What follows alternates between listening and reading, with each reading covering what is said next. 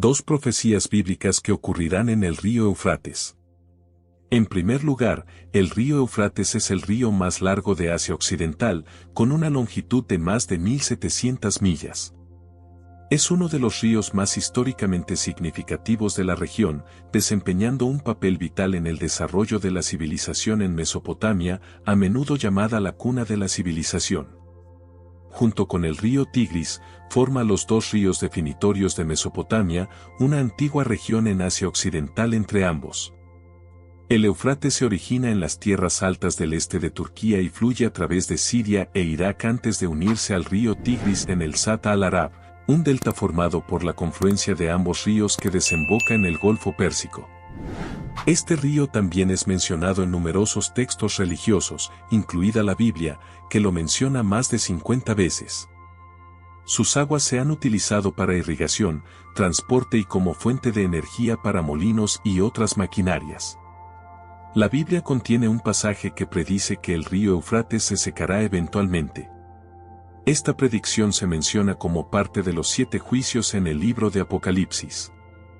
Hay diversas interpretaciones y perspectivas sobre el libro de Apocalipsis, desde aquellos que lo temen y evitan estudiarlo hasta aquellos que son fanáticos y dedican mucho tiempo a estudiar e interpretar su contenido. Sin embargo, la predicción del Éufrates secándose sigue siendo un tema intrigante y significativo de discusión entre académicos y comunidades religiosas. Apocalipsis es el único libro de la Biblia al que se le han otorgado directamente sanciones divinas de recompensa y castigo. Por un lado, habrá una bendición especial para aquellos que lo lean en voz alta, tanto para sí mismos como para otros, y que guarden las palabras meditando en ellas y aplicándolas en sus vidas. La Biblia dice que algún día el río Éufrates se secará para dar paso a un rey. La Biblia es un libro lleno de predicciones. Sus páginas contienen 735 profecías. Sobre el futuro, una predicción se encuentra en una cuarta parte de los capítulos de la Biblia, de principio a fin. Básicamente, es un texto profético, aunque algunos libros se centran más en predicciones que otros. De las 735 predicciones totales según las Escrituras, 596 de ellas se han cumplido y hecho realidad. Esto indica un alto nivel de precisión y confiabilidad en las predicciones hechas a través de las Escrituras. Es destacable que estas predicciones se han cumplido exactamente como se predijeron, validando aún más su autenticidad y credibilidad. Es realmente notable considerar que un asombroso 81% de todas las profecías bíblicas ya se han cumplido, algunas de ellas datan de siglos antes de su realización. Un porcentaje tan alto de precisión es un testimonio de la naturaleza profética del texto. No es difícil imaginar que el 19% restante también se realizará con el tiempo, considerando el impresionante historial hasta ahora. Este hecho por sí solo habla de la credibilidad y fiabilidad de la Biblia como un texto profético. La Biblia ha demostrado ser correcta en cada predicción hasta este punto en el tiempo. La mayoría de las profecías restantes se centran en el regreso real de Jesús y los eventos que ocurren después de su llegada. Según algunas interpretaciones de las profecías bíblicas, hay aproximadamente 20 predicciones que aún deben hacerse realidad antes del regreso de Jesús. Muchas personas que sostienen estas creencias están observando de cerca los eventos mundiales para ver si estas predicciones comienzan a desarrollarse. La naturaleza de estas predicciones varía según la interpretación, pero pueden incluir cosas como desastres naturales, convulsiones políticas o el surgimiento de un gobierno global. La idea es que una vez que estos eventos hayan tenido lugar, los creyentes sabrán que el tiempo está cerca para la segunda venida de Cristo. El río Éufrates se discute en Apocalipsis 16, que se considera la sección de futuro cercano del libro. Según muchas interpretaciones del texto bíblico cristiano, el libro de Apocalipsis se puede dividir en 3 eras o periodos de tiempo distintos. La primera era se cree que es el tiempo presente y se cubre en los capítulos 1 a 5 del libro. La segunda era se dice que es el futuro cercano y se cubre en los capítulos 6 a 16, mientras que la tercera era se considera el futuro lejano y se cubre en los capítulos 20 a 22. Según predicciones recientes, se espera que el río Éufrates aparezca en el futuro cercano. Aunque aún no está claro el cronograma y los detalles exactos de este evento, se cree que puede tener implicaciones significativas para las áreas y comunidades circundantes, especialmente en el contexto de los juicios de la tribulación de 7 años. Comencemos con los 7 sellos, continuemos con las 7 trompetas y terminemos con las 7 copas. Al menos podemos consolarnos con el hecho de que las circunstancias no pueden volverse más sombrías de lo que se predijo en estos capítulos. El libro de Apocalipsis en la Biblia describe una serie de eventos apocalípticos que ocurrirán antes de la segunda venida de Jesucristo. Estos eventos son conocidos colectivamente como el periodo de tribulación y se dice que están marcados por un sufrimiento intenso y destrucción. Según el libro de Apocalipsis, los juicios de la tribulación se dividirán en 3 conjuntos: los sellos, las 7 trompetas y las 7 copas. Cada conjunto de juicios traerá consecuencias cada vez más severas para la tierra y sus habitantes. Finalmente, las 7 copas se derramarán, dando lugar a eventos catastróficos como terremotos globales, oscuridad y la destrucción de Babilonia. A pesar de la gravedad de estos eventos, muchos cristianos encuentran consuelo en el hecho de que están predichos en la Biblia y creen que Jesucristo triunfará sobre el mal para inaugurar una nueva era de paz y prosperidad. El río Éufrates se seca para dar paso a los reyes del este. ¿Quiénes son los reyes del este? Este secado no es simplemente un fenómeno climático, sino que parece estar orquestado divinamente como parte de los acontecimientos que conducen al Armagedón. La identidad de los reyes del este en Apocalipsis 16:12 ha sido objeto de mucha especulación e interpretación a lo largo de la historia cristiana. El libro de Apocalipsis utiliza con frecuencia un lenguaje simbólico y sus profecías pueden ser difíciles de entender, lo que deja espacio para diversas interpretaciones. La expresión los reyes del este se ha analizado desde diversas perspectivas, incluyendo el juicio Bolt VI, la penúltima sentencia de la tribulación es el secado del río Éufrates, Apocalipsis 16:12. Según esta interpretación, enormes ejércitos del este, incluidos los de China, India y Japón, podrían avanzar hacia el oeste con relativa facilidad una vez que el río Éufrates se hubiera secado y convertido en un camino. Enfrentamiento con el Anticristo. Algunas personas especulan que estos ejércitos del este se mueven hacia el oeste en respuesta a una figura global conocida como el Anticristo, que se encuentra en Europa. Se cree que, finalmente, se enfrentarán en combate con Dios. Finalmente, los reyes de la tierra se reunieron en el lugar que en hebreo se llama Armagedón. Aquí lo tenemos, el secado del Éufrates está conectado a que se avecina una gran guerra. Naciones al este del Éufrates se despiertan como importantes jugadores globales. La inmensa extensión de la Tierra y su población hace necesario que cualquier desarrollo futuro que abarque todo el mundo considere a Asia. En el siglo XX, las naciones del este han experimentado cambios significativos, liberándose de la dominación política de la civilización occidental. La mayoría de estos desarrollos han ocurrido en los últimos 25 años y continúan progresando rápidamente. Aunque no haya referencias bíblicas sobre el papel del este en eventos del fin de los tiempos, sería razonable anticipar su participación en el escenario mundial. Las grandes naciones del este asiático no han desempeñado un papel importante en términos de geografía e intereses. No hay registros de guerras pasadas entre Israel y las naciones más allá del Éufrates. En la profecía de Daniel sobre el tiempo del fin, que comienza en Daniel 11:35, se retrata a un rey que se involucra en conflictos militares con otras 3 fuerzas, el rey del sur, el rey del norte y una fuerza militar del este, Daniel 11:32-39. A medida que se desarrolla la profecía, se destaca la lucha entre aquellos que actúan malvadamente hacia el pacto y aquellos que conocen a su Dios, siendo estos últimos fuertes y tomando medidas. Aunque algunos caerán por la espada, el fuego, la cautividad y el saqueo, recibirán ayuda. Aquellos con discernimiento caerán para ser refinados, purgados y limpiados hasta el tiempo señalado. En el periodo justo antes de la segunda venida de Cristo, en la última parte de la gran tribulación, grandes partes del mundo se rebelarán contra el Anticristo. Se vislumbra un conflicto global y las naciones del Este, que han despertado como actores principales, podrían desempeñar un papel clave en estos eventos apocalípticos. Esto explica el conflicto militar con ejércitos avanzando contra él desde el sur, el norte y desde el este.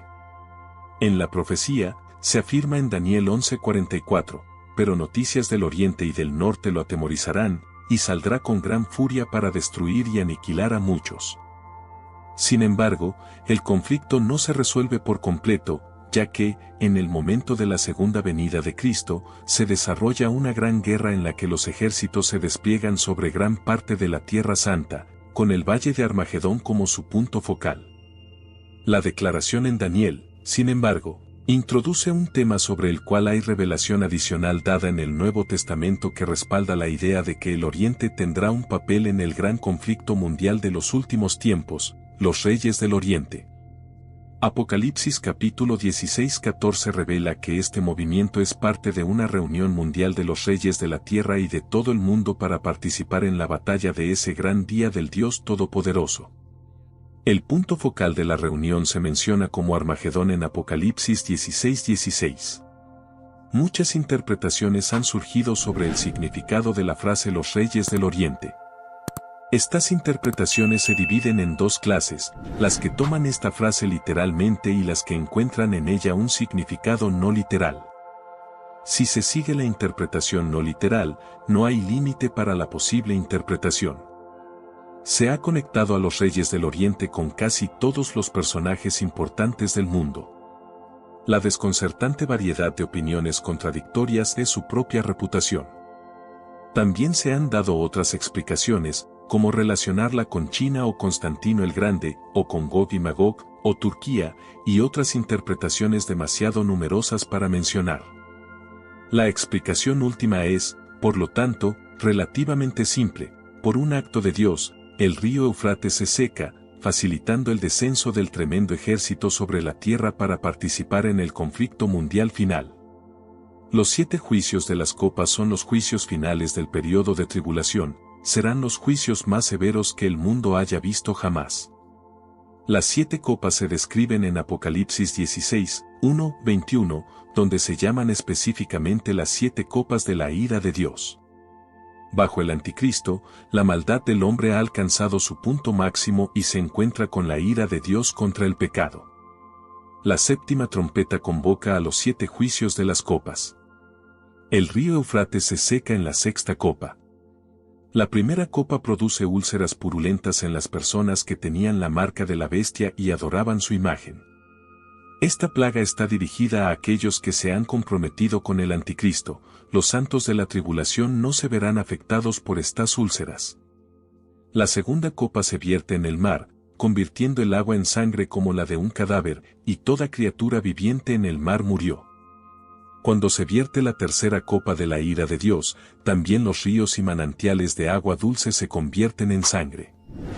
Durante la cuarta copa, el cuarto ángel derrama su copa sobre el sol, y se le permite quemar a las personas con fuego. El intenso calor los abraza. La quinta de las 7 copas hace que el reino de la bestia sea sumido en una oscuridad extraordinaria. El dolor y el sufrimiento de los malvados se intensifican. El sexto ángel vierte su copa de juicio sobre el río Éufrates.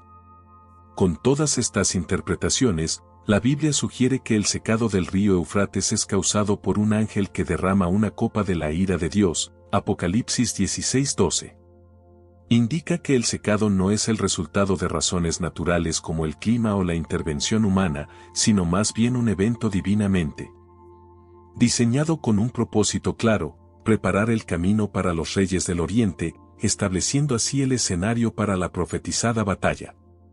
Esta gran batalla ocurre en un lugar llamado Armagedón o Har Megiddo. La ubicación exacta de Armagedón es incierta porque no hay una montaña llamada Megiddo. Sin embargo, dado que la palabra Har también puede significar colina, el lugar más probable es el área montañosa que rodea la llanura de Megiddo, aproximadamente a 60 millas al norte de Jerusalén. Megiddo ha sido escenario de conflictos entre numerosos ejércitos a lo largo de la historia, incluyendo los egipcios, asirios, griegos, romanos y cruzados, así como las tropas de Napoleón. Jesucristo regresará a la tierra con los ejércitos del cielo, sus pies estarán en el monte de los olivos. Él vencerá a las fuerzas del mal, arrojará al anticristo y al falso profeta al lago de fuego. Apocalipsis 19:20, atará a Satanás y establecerá su reino en la tierra por un periodo de 1000 años. En Armagedón, el Señor Jesucristo pisoteará el lagar de la ira de la furia de Dios Todopoderoso, Apocalipsis 16:19, y todas las cosas serán corregidas. ¿Por qué es importante todo esto? Porque la Biblia nos dice que estos eventos son como piezas de un rompecabezas que encajan en una imagen más grande. Estas cosas sucederán como parte del gran plan de Dios, y nos recuerda que Dios tiene el control de todo, incluso de ríos largos y del futuro. Número 2. Los 4 ángeles en el río Eufrates. Este evento describe un suceso significativo en la Biblia, que se encuentra en el libro de Apocalipsis. Un mensaje especial se encuentra en Apocalipsis 9, 14-15, que nos habla de 4 ángeles malvados atados en el río Eufrates. Estos ángeles son liberados para llevar a cabo una tarea importante de Dios, traer su juicio al mundo. Este evento tiene lugar durante la tribulación, en el río Eufrates, un río mencionado de manera significativa en la Biblia y visto como un símbolo de vida y límites. La visión comienza con el sonido de la sexta trompeta, que es una señal de que eventos significativos se están desarrollando. Está escrito: entonces el sexto ángel tocó la trompeta, y oí una voz de entre los 4 cuernos del altar de oro que estaba delante de Dios, Apocalipsis 9:13. Considera las palabras de Apocalipsis 9, 14-15, diciendo al sexto ángel que tenía la trompeta: desata a los 4 ángeles que están atados junto al gran río Eufrates. Y fueron desatados los 4 ángeles que habían sido preparados para la hora, el día, el mes y el año, a fin de matar a la tercera parte de los hombres. Esta declaración sugiere que un grupo de ángeles es liberado con el propósito de causar una destrucción extensa. Se les ha concedido permiso para destruir a 1/3 de la humanidad. No está claro si estos 4 ángeles mencionados aquí tienen alguna conexión con los 4 ángeles mencionados en Apocalipsis 7:1.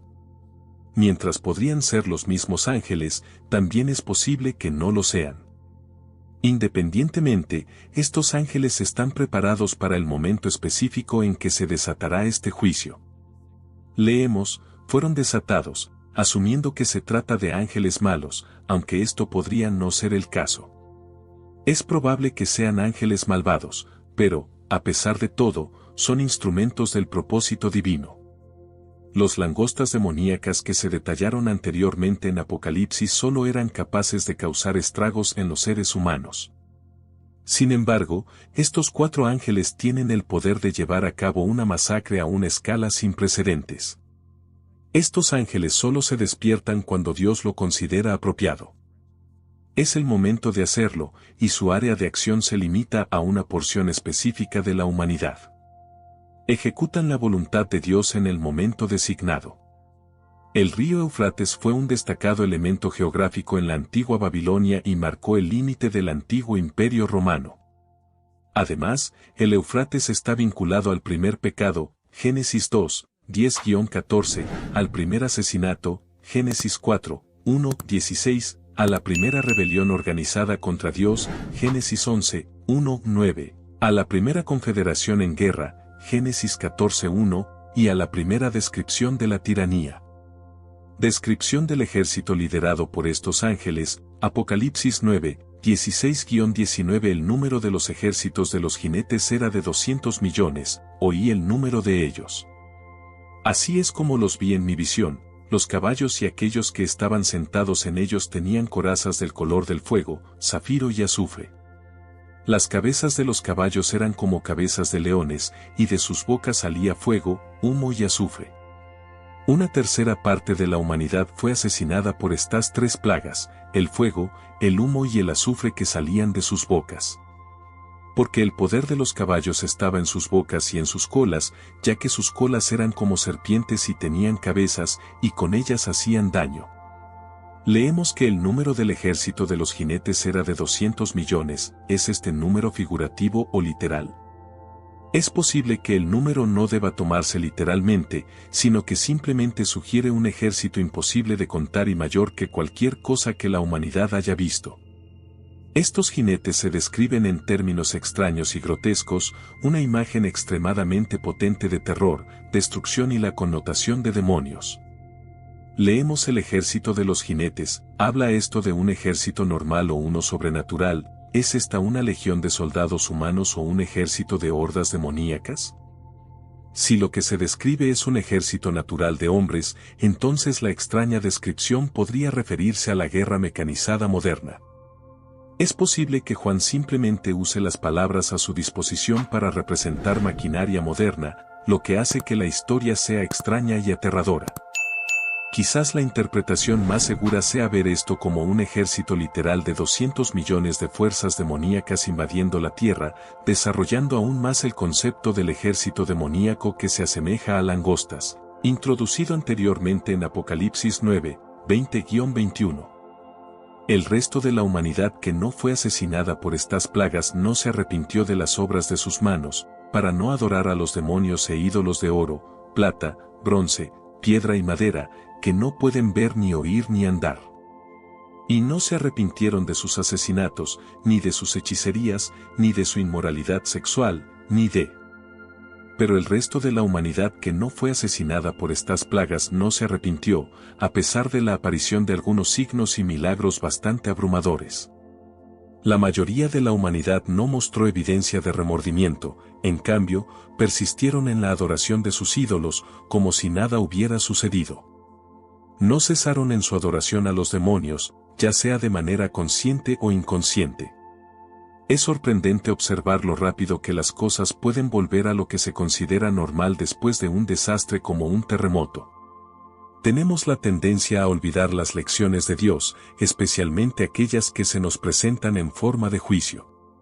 Y no se arrepintieron de sus asesinatos, sus hechicerías, su inmoralidad sexual ni de sus robos. Esta lista de pecados es una acusación potente contra la era en la que vivimos actualmente.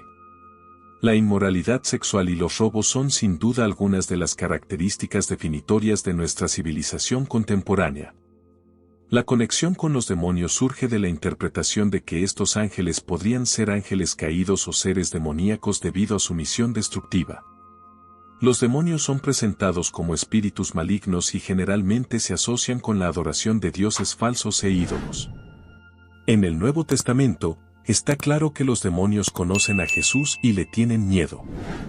Se les describe en la Biblia como espíritus malvados y rebeldes en contra de Dios y las personas. Su papel es parte de los eventos y profecías del fin del mundo descritos en el libro de Apocalipsis. Los 4 ángeles en el río Eufrates son parte de una profecía apocalíptica y su conexión con los demonios es más interpretativa que explícita. Su representación como seres espirituales maliciosos es coherente a lo largo de la narrativa bíblica. ¿Por qué Dios permite esto? La Biblia sugiere que Dios permite la existencia del mal, incluidas las fuerzas demoníacas, para cumplir un propósito mayor.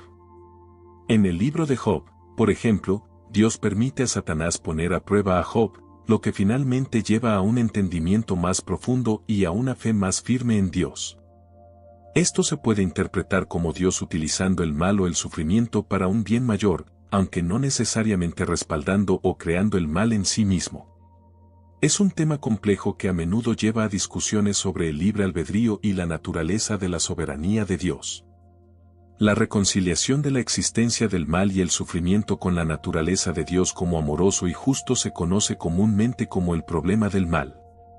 En la Biblia, se aborda de diversas maneras. Por ejemplo, Romanos 8:28 dice, y sabemos que en todas las cosas Dios obra para el bien de quienes lo aman, los que han sido llamados según su propósito. Esto sugiere que Dios puede traer el bien a través de.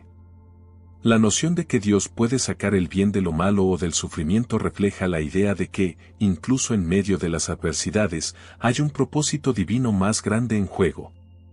Además, el concepto de libre albedrío, como se ve en Génesis con la historia de Adán y Eva, sugiere que el mal y el sufrimiento a menudo son el resultado de las decisiones humanas en lugar de actos directos de Dios. La coexistencia de un Dios amoroso y justo con el mal y el sufrimiento es uno de los temas más debatidos. La historia de los 4 ángeles en el río Eufrates es una parte crucial de la visión de Juan sobre el futuro. Estos ángeles fueron especialmente elegidos y estaban listos para un momento específico para llevar a cabo una tarea importante. Esta parte de la historia es intensa y nos hace sentir un poco incómodos, mostrando cuán fuertes y severas pueden ser las decisiones de Dios.